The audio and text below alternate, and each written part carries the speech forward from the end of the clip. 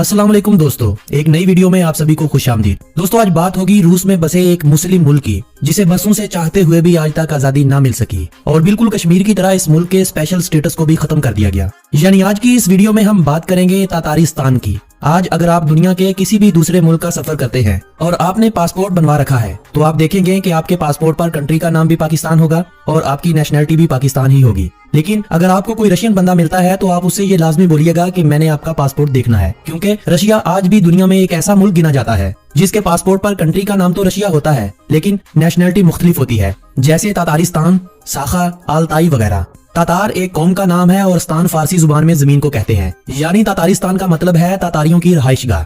आज अगर रूस में बसने वाले नस्ली ग्रोहों की बात की जाए तो रूस में रूसियों के बाद तातारी दूसरी सबसे बड़ी आबादी वाली कौम है। दुनिया में इस वक्त लगभग 70 लाख से ज्यादा तातारी लोग बसते हैं। ये तातारी लोग सिर्फ रूस में ही नहीं बल्कि वस्त एशियाई ममालिक के अलावा Afghanistan, Japan, China, Poland, Canada और अमेरिका तक बसे हुए हैं। लेकिन इन 70 लाख लोगों में से 55 लाख तातारी लोग सिर्फ रूस में बसते हैं। दरियाई वोल्गा और दरियाई कामा के दरमियान बसे इस इस्लामी मुल्क तातारिस्तान के बारे में मजीद जानने से कल नए आने वाले दोस्तों से मैं गुजारिश करूंगा कि अगर आपने अभी तक YouTube पर मौजूद मेरे चैनल कोई भी वीडियो आप लोग मिस ना कर सकें।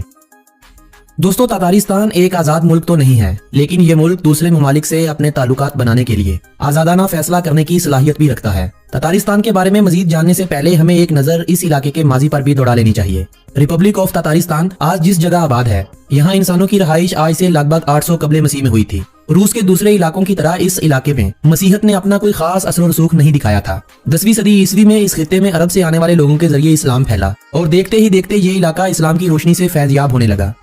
यहाँ बसने वाले लोगों का नस्ब कहीं ना कहीं तुर्क नस्ल से मिलता है। सन 1223 में पहली बार मंगोल अफवाज ने इस इलाके पर हमला किया, लेकिन वो तातारियों को अपना गुलाम बनाने में नाकाम रहे। कुछ सालों बाद यानी 1236 में एक बार फिर से मंगोल इस मुल्क में दाखिल हुए, लेकिन इसके बावजूद मंगोलों को ये इलाका फतह करने में 5 साल लग गए थे। जब दुनिया में मंगोलों का जोर कम हुआ तो मंगोलों के बेशतर इलाकों पर मुस्लिम कुव्वत दोबारा से इक्तदार में आ रही थी और यहाँ भी कुछ ऐसा ही था। लेकिन रूसियों ने अपनी कुव्वत को बढ़ाने के लिए इस इलाके को सन 1550 तक फतेह कर लिया। फतेह करने के बाद इस इलाके में मुसलमानों की ऐसी नस्लकशी की गई जिसकी तारीख में कहीं भी कोई मिसाल नहीं मिलती। तातारी मुसलमानों की आबादी के तीसरे हिस्से को खत्म कर दिया गया। काजान शहर, जो आज भी तातारिस्तान का सबसे बड़ा शहर माना जाता है, माजी में इस शहर को उतनी ही अहमियत हासिल थी जितनी आज है और ये शहर मुसलमानों से भरा पड़ा था। मगर इस्लाम ने यहाँ पर ऐसे भी दिन देखे हैं कि इस इलाके की मसाजिद को गिरा दिया गया, जो बची थी इनको गिरजों में तब्दील कर दिया गया था। नई मसाजिद की तामीर रोक दी गई थी। ज़ारे रूस ने मुसलमानों के हिलाल के निशान को गिरजाघरों में या तो सलीब के नीचे लगाने का हुक्म दिया या पैरों वाली जगह पर, और इसको मुसलमानों पर मसीहियों की फतह का निशान करार दिया गया। आज अगर आप रूस में जाते हैं तो आप वहाँ के अक्सर पुराने और बाज नए गिरजाघरों में आज भी सलीब के नीचे बने चांद को देख सकते हैं। हैरानगी की बात यह है कि इस मुल्क में रहने वाले अक्सर तातारियों को सलीब के नीचे चांद लगाने की आज तक वजह भी मालूम नहीं है, क्योंकि रूसियों ने इस इलाके की तारीख को मसख करके पेश किया है।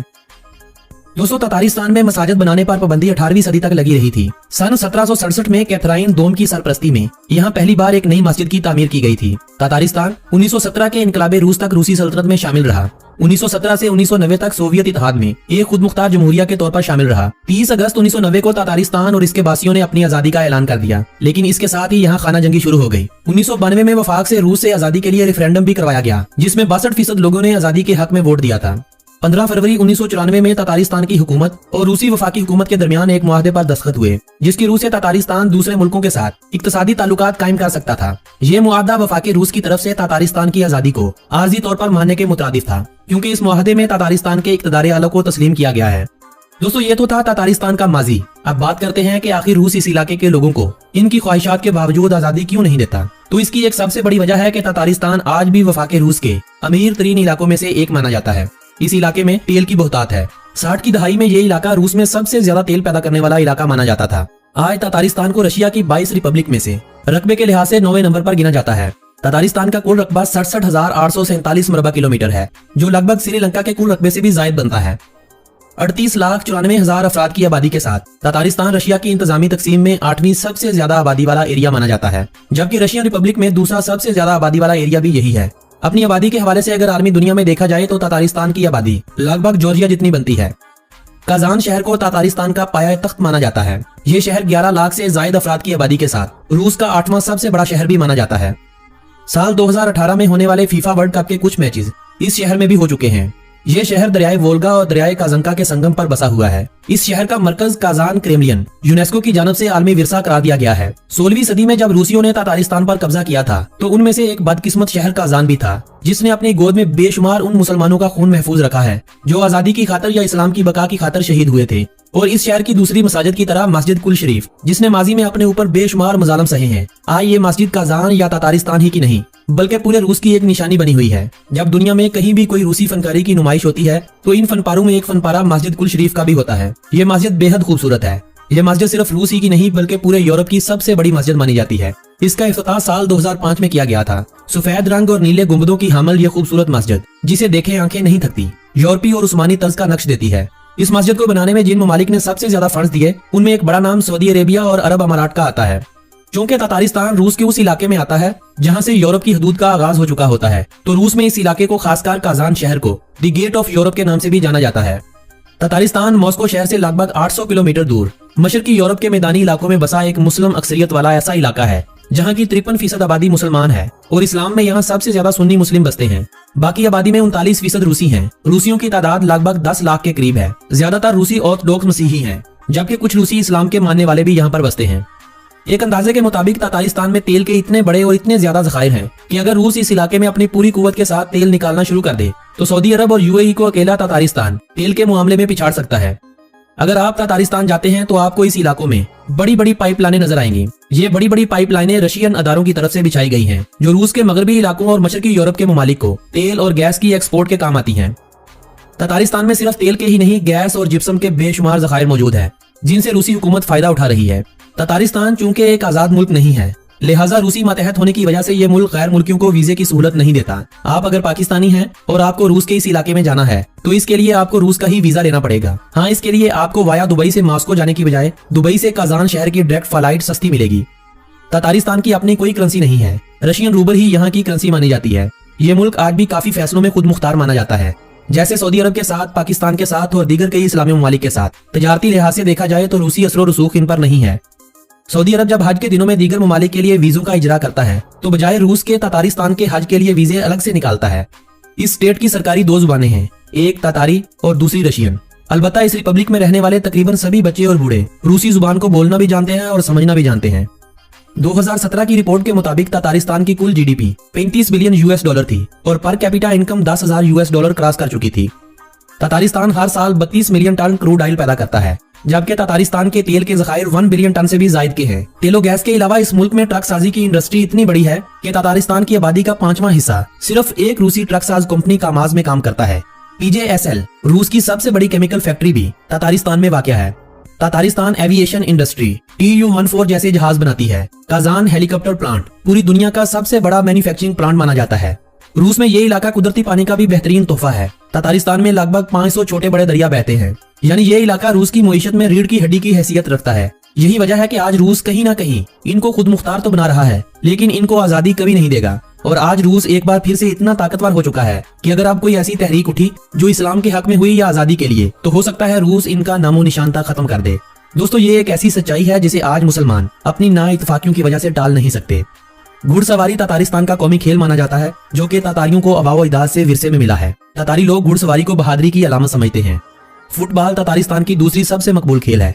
फुटबॉल के अलावा आइस हॉकी, टेनिस और तैराकी के आलमी मुकाबलों में तातारिस्तान भी शिरकत करता है और इसके बासी रूस की तरफ से भी खेलते हैं।